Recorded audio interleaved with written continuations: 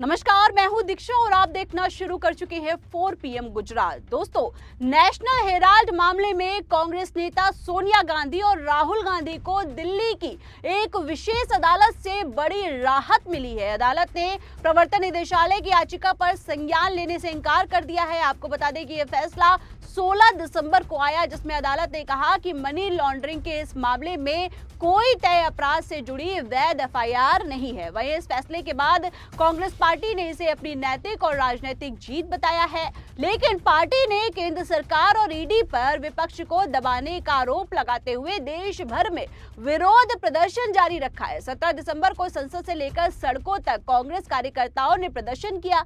अहमदाबाद, लखनऊ, चंडीगढ़, रायपुर, रांची समेत कई शहरों में कार्यकर्ता सड़कों पर उतरे। अहमदाबाद में तो पुलिस ने करीब 100 कांग्रेस कार्यकर्ताओं को हिरासत में ले लिया। आपको बता दें कि नेशनल हेराल्ड एक पुराना अखबार है जो स्वतंत्रता संग्राम के समय से जुड़ा हुआ है। इसकी शुरुआत जवाहरलाल नेहरू ने की थी। 2012 में बीजेपी नेता सुब्रमण्यम स्वामी ने आरोप लगाया कि कांग्रेस ने इस अखबार की कंपनी एसोसिएटेड जर्नल्स लिमिटेड के जरिए मनी लॉन्ड्रिंग की है।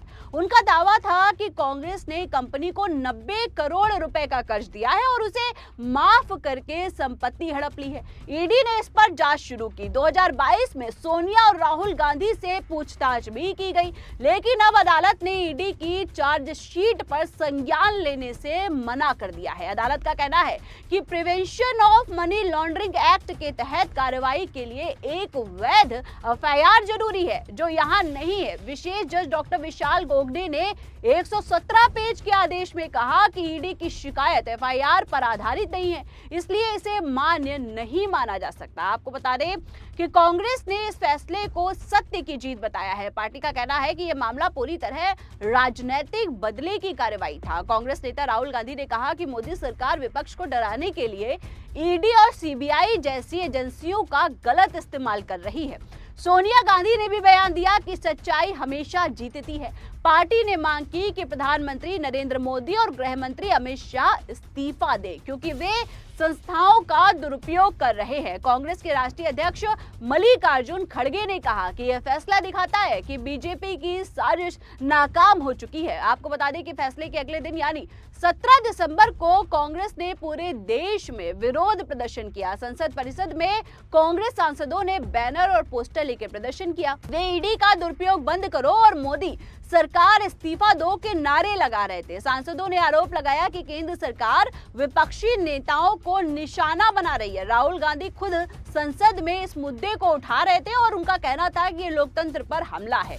देश भर में प्रदर्शन की बात करें तो लखनऊ में कांग्रेस का विरोध सबसे तेज था। यहाँ कांग्रेस के प्रदेश अध्यक्ष अजय राय के नेतृत्व में कार्यकर्ता कांग्रेस कार्यालय से निकले और बीजेपी कार्यालय की ओर मार्च करने लगे, लेकिन पुलिस ने बैरिकेडिंग लगा रखी थी और भारी फोर्स भी तैनात कर रखी थी। कार्यकर्ता आगे बढ़ने की कोशिश कर रहे थे, लेकिन इलाके में तनाव हो गया। अजय राय ने कहा कि ED बीजेपी की कठपुतली बन गई है। प्रदर्शनकारियों ने सत्यमेव जयते के नारे लगाए और कहा कि कोर्ट का फैसला साबित करता है कि मामला फर्जी था। चंडीगढ़ में भी कांग्रेस ने ED और मोदी सरकार के खिलाफ मोर्चा खोला। यहां चंडीगढ़ प्रदेश कांग्रेस कमेटी के अध्यक्ष HS लक्की के नेतृत्व में प्रदर्शन हुआ। नेताओं ने कोर्ट के फैसले का हवाला दिया और कहा कि ED की याचिका इसलिए खारिज हुई क्योंकि कोई वैध FIR नहीं थी, और उन्होंने इसे नैतिक विजय बताया और कहा कि बीजेपी विपक्ष को दबाने की कोशिश कर रही है। कार्यकर्ताओं ने पोस्टर लेकर नारे लगाए और कहा कि संस्थाओं का राजनीतिक इस्तेमाल होना बंद होना चाहिए। गुजरात के अहमदाबाद में कांग्रेस ने सत्यमेव जयते के नारे के साथ पदयात्रा निकाली। इसकी अगुवाई गुजरात कांग्रेस के प्रदेश अध्यक्ष अमित चावड़ा ने की। पदयात्रा नेहरू ब्रिज से शुरू हुई, लेकिन पुलिस ने इसे रोक दिया। कांग्रेस कार्यकर्ता बीजेपी कार्यालय तक पहुंचना चाहते थे, लेकिन पुलिस ने बैरिकेडिंग लगा दी और धक्का मुक्की हुई। फिर कांग्रेस नेताओं ने सड़क पर धरना दिया। पुलिस ने अमित चावड़ा समेत करीब 100 कार्यकर्ताओं को हिरासत में ले लिया।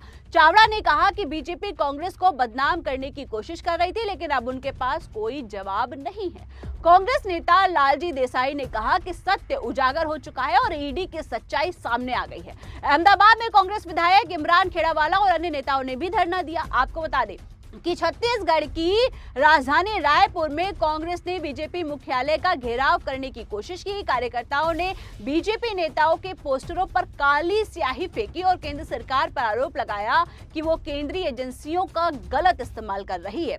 विधानसभा में भी कांग्रेस विधायकों ने सत्यमेव जयते लिखी तख्तियां लेकर प्रदर्शन किया। वे कह रहे थे कि कोर्ट ने सोनिया और राहुल को राहत दी है और ईडी की कार्रवाई राजनीतिक बदले की है। रायपुर में प्रदर्शनकारियों ने मार्च किया और बीजेपी ऑफिस के बाहर नारे भी लगाए। पुलिस ने उन्हें रोका, लेकिन प्रदर्शन जारी रहा। झारखंड के रांची में कांग्रेस कार्यकर्ता बीजेपी मुख्यालय के बाहर उतरे। प्रदेश कांग्रेस अध्यक्ष केशव मेहता कमलेश के नेतृत्व में प्रदर्शन हुआ। कार्यकर्ताओं ने तख्तियां लेकर ईडी और केंद्र सरकार के खिलाफ नारे लगाए। पूर्व प्रदेश अध्यक्ष राजेश ठाकुर ने कहा कि बीजेपी ने केंद्रीय एजेंसियों की हत्या कर दी है और उनका दुरुपयोग कर रही है। उन्होंने चेतावनी दी कि आंदोलन और तेज होगा और जरूरत पड़ी तो बीजेपी नेताओं के घरों का घेराव किया जाएगा। रांची में प्रदर्शनकारियों ने मार्च निकाला और बीजेपी दफ्तर तक पहुंचे। इसके अलावा आपको बता दें कि अन्य राज्यों में भी प्रदर्शन हुए। हिमाचल प्रदेश में कांग्रेस ने ईडी का दुरुपयोग के खिलाफ प्रदर्शन किया।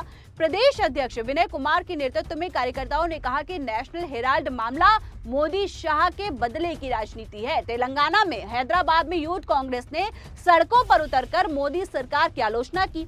जम्मू कश्मीर में जम्मू में कांग्रेस ने बीजेपी ऑफिस के बाहर प्रदर्शन किया। ओडिशा में भुवनेश्वर में पीसीसी अध्यक्ष भक्त चरण दास के नेतृत्व में विरोध हुआ।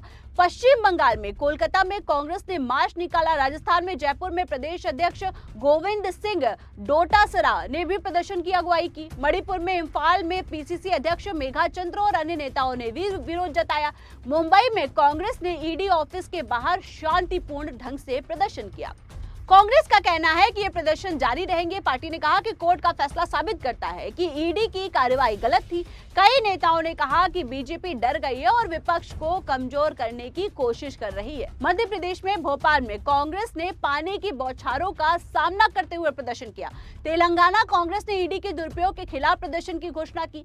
हैदराबाद में सुरक्षा बढ़ा दी गई। आपको बता दें कि यह मामला राजनीतिक रूप से महत्वपूर्ण है, क्योंकि ये विपक्ष और सत्ता के बीच सीधा टकराव दिखाता है। कांग्रेस का आरोप है कि मोदी सरकार 2014 से विपक्षी नेताओं पर फर्जी केस बना रही है। ईडी ने कई विपक्षी नेताओं पर कार्रवाई की है, लेकिन कई मामलों में सबूत कमजोर साबित हुए हैं। जानकारों का कहना है कि कोर्ट का फैसला ईडी की जांच प्रक्रिया पर सवाल उठाता है। इससे भविष्य में ऐसे मामलों में सख्ती बढ़ सकती है, जिसको लेकर कांग्रेस ने कहा कि वे लोकतंत्र बचाने के लिए लड़ते रहेंगे। राहुल गांधी ने संसद में कहा कि ये सिर्फ एक केस नहीं है, बल्कि पूरे विपक्ष पर सीधा हमला है। पार्टी ने देश भर में और प्रदर्शन की योजनाएं बनाई है। बीजेपी ने अभी भी इस पर कोई आधिकारिक बयान नहीं दिया है, लेकिन सूत्रों का कहना है कि वे अपील कर सकते हैं। वहीं यह घटना दिखाती है कि भारत की राजनीति में संस्थाओं की निष्पक्षता पर बहस जारी है। कांग्रेस का आंदोलन क्या रंग लाएगा, ये तो आने वाले दिनों में पता चलेगा, लेकिन फिलहाल गांधी परिवार को राहत मिली है और कांग्रेस सड़कों पर है। वहीं इस खबर पर आपकी क्या राय है, हमें कमेंट करके जरूर बताइए। फिलहाल के लिए इस खबर में इतना ही। ऐसी ही तमाम बड़ी और राजनीतिक खबरों के लिए बने रहिए और देखते रहिए 4 PM गुजरात। आप सब हमारे साथ जुड़ते हैं, उसके लिए आप सभी का धन्यवाद। नमस्कार।